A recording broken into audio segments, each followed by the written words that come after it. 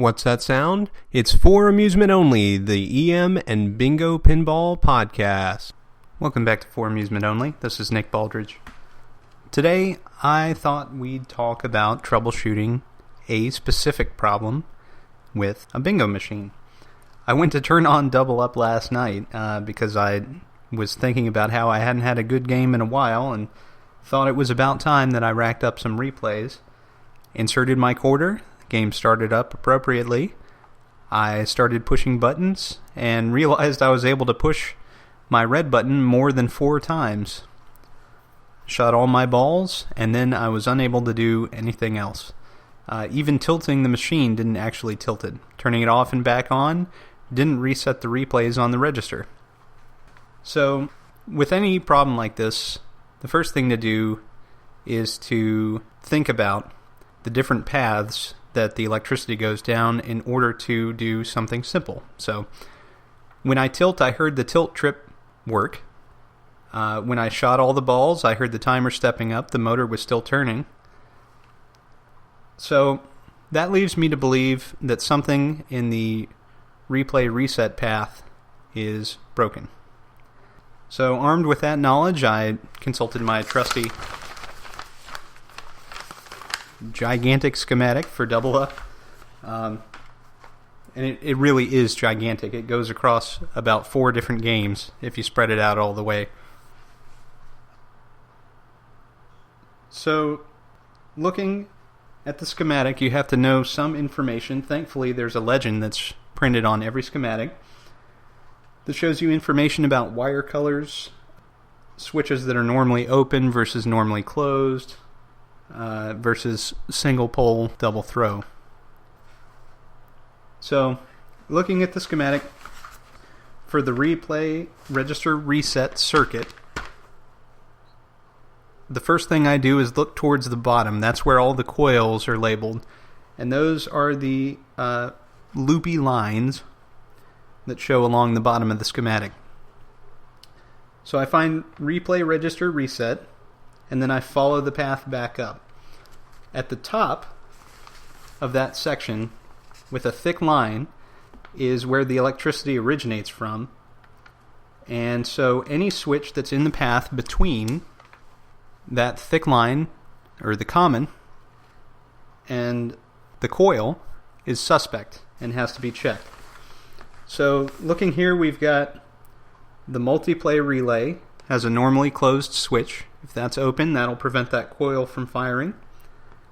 We have the replay reset relay, which is it's a single pole double throw, but it's normally out of that circuit, and when you turn the machine on, it switches to the correct circuit. We have the mixer spotting 16 pulse cam number 2A, and so what that tells me is it's the first switch on the second cam of the mixer spotting discs, and that's up in the back of the head at the top. That switch is responsible for a lot of the game, and it's unlikely that that's out of adjustment, but it needs to be checked. Then you have the replay reset relay lock-in switch. You have the anti-cheat relay, the replay register 0 switch, and then you have shutter switches, ball lifter cam switches, and control unit cam 3A. On this machine, I've had a lot of trouble with the multiplay relay. That's the relay that awards you multiple coins for a single coin entry. So I suspect that one first. Alternatively, thinking about it a different way, the start relay never engages. And the start relay can be disabled by the comeback key feature that I was talking about. So another likely suspect, if all of these switches check out properly in the replay reset circuit, is the comeback key. And as I mentioned before, the lock cam pressure has to be exact. So I need to check and make sure that all of those switches are working appropriately, and while I've got the playfield lifted, and I've got the ball return board taken out, I might as well examine all of the relays that control the doubled and quadrupled scoring features that are located under the panel, because some of the lights can become flaky over time just with dirt, dust, wax, and other junk. So I've got a night of tweaking ahead of me, but unfortunately this problem may have to wait for a few days before I'm able to fully tackle it. So while we're talking about paperwork, I just set my schematic aside there. The bingos have fantastic manuals. The schematics are pretty good, but that varies from game to game, and I think, I've always suspected anyway, that they play some intentional tricks with some of the stuff on the schematics to maybe throw competition off. I'm not really sure about that. It may just be that I don't understand certain circuits, but looking at them and then looking at the physical reality, it doesn't always jive, and I always raise an eyebrow when that happens. But the manuals for the bingos are phenomenal. Like late 70s Williams EM games and their manuals, they tell you every switch, whether it's normally open or closed, and its location in relation to a particular relay. It'll also document the at-rest position of every stepper and each additional step and which circuit it engages. Beyond that, it shows you the location on the schematic of every single switch or stepper. So it's a very helpful troubleshooting tool. I tend to run to the schematic first because again, with the games that I have and knowledge of other Magic Screen games and Mystic Line games, I just happen to know, where to start looking. But, no problem in starting with the manual if you know that a particular relay is giving you trouble. So I've got the manual for double up here, and looking in the section for relays, I see the back cab relay bank, and it tells me that there's 4 different coils: the replay reset coil, the start relay coil, the multiplay relay coil, and the anti-cheat relay coil. So I'm concerned about the multiplay relay coil. As I've mentioned before, I've had some flaky switch problems with that. It tells me that multiplay relay coil is optional. Mine came from the factory with it installed, but apparently you could get this machine in a nickel version as well. It tells me that the coil basically is energized through the coin switch circuit, and the location on the schematic is A7. So the schematic has letters on the left-hand side and numbers along the bottom. So you find your block. It's on the bottom will be A, and then move over to the right until you find 7, and then you should see the multiplay relay coil. The first switch is normally open, and the first switch usually is a hold switch for a particular coil. This is no exception, and it completes a circuit to the coil through control unit cam 2B. The second switch completes a circuit to the start relay from the coin switch. The third switch opens the replay register reset circuit, and then the fourth switch detects a winner or coin credit circuit to replay register step up. I'm not having a problem with it detecting a winner yet, but the rest of it is pretty questionable. So I need to check the operation of each switch on that relay and make sure that the coil is firing appropriately when I push the coin switch.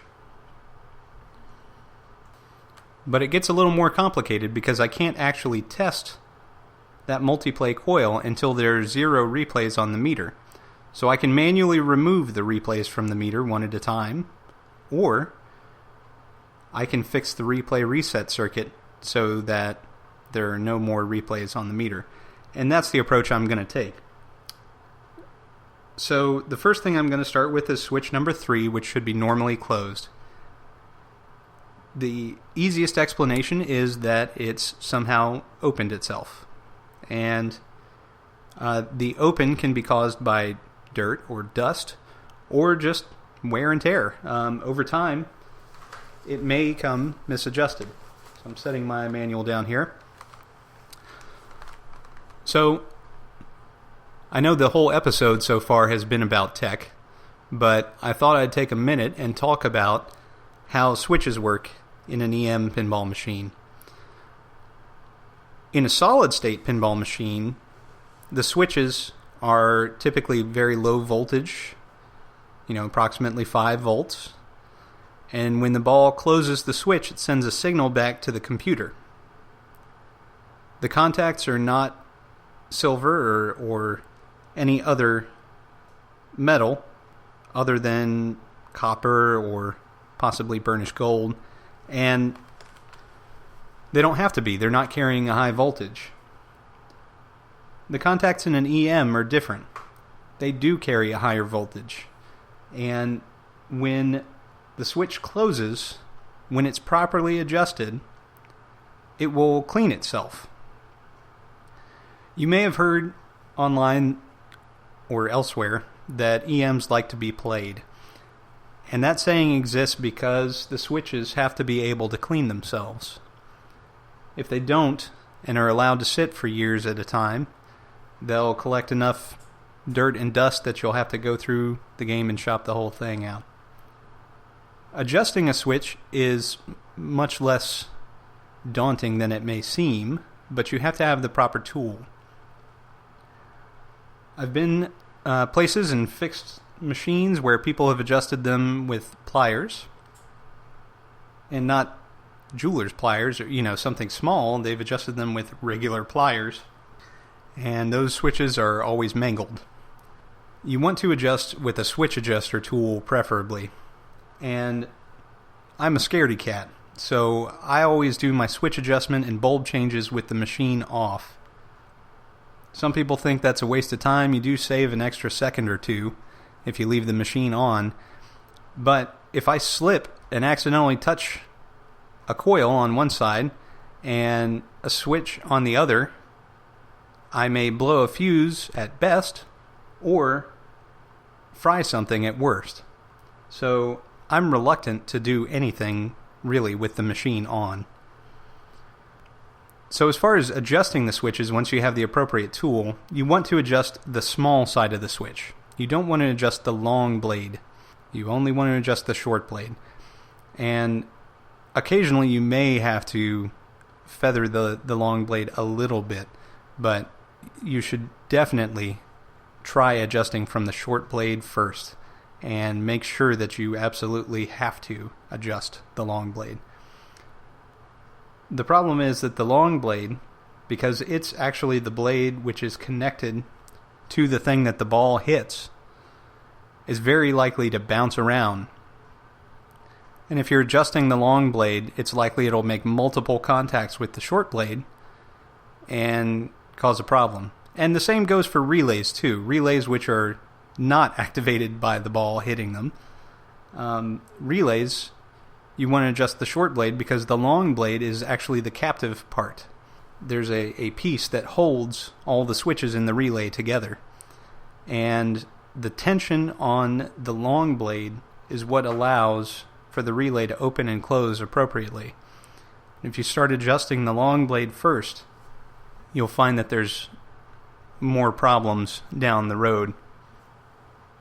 So how do you clean a switch? Well, for solid-state games, you can take a business card, stick it between the switch, and rub it back and forth. You can do the same for an EM. However, if an EM is particularly filthy because it sat for a very long time, you'll want to file the contact. And there are two parts to every contact. There's a typically pointed part, and then there's a flat part. You want to be very careful not to file the tip off of the pointed part, or else your switch will never operate appropriately. On the flat part, you want to file until the entire contact is the same color. Now, if you've found that you filed the entire contact away, then you'll just have to replace the switch. But that is very unlikely to be the case. In the control unit, for example, in Double Up, I had a switch that was almost completely eaten away by arcing. When the switches get dirty, they will start arcing. And the burns that those generate dig holes into the switch, and you have to file those out. I was able to file it out without having to replace the switch, and it operates perfectly fine. It's not one of the switches that I mentioned earlier. So it's possible to bring almost any switch, back from the dead, unless it's physically broken or the contact has fallen out. So if the contact is loose, you can take a pair of needle nose pliers and squeeze the blade and the contact together and see if that holds it any better. If it does, it's just worked its way loose a little bit, and you'll have to check it again in the future. If it doesn't, then you may need to solder a little bit and see if that helps. Just solder the contact onto the blade. That won't hold forever either. So in the long run, you will probably have to replace the switchblade and the contact. And you can get them from Pinball Resource, and I'm sure most other pinball sales places. And you cut them to length, and you squeeze the contact on, and then you install it. And it's not as difficult as it sounds. So aside from all that, what do you do if you can't find the problem? So in the example I gave earlier, I've got this situation where my machine doesn't reset appropriately, and it won't start. Well, the next thing to do is to fan out a bit. So all the switches that I mentioned touch other things. As you heard from my description of the multiplay relay from the manual, that gave me about 5 other things to check. And I can go through the schematic, take a look, and see what all those touch, and then check all those. So what sounds like it might be a very simple problem, and it probably is a very simple problem, may take me a while to diagnose just because there are many things to check, and they're located in physically disparate portions of the machine. But I'll get it resolved, and the machine will play just fine. Well, that's all for this time. Thank you very much for joining me, and I'll talk to you soon. Thank you again for joining us. You can reach me at foramusementonlypodcast@gmail.com. You can find us online at foramusementonly.libsyn.com or via Stitcher if streaming's your thing, Pocket Casts, iTunes. See you next time.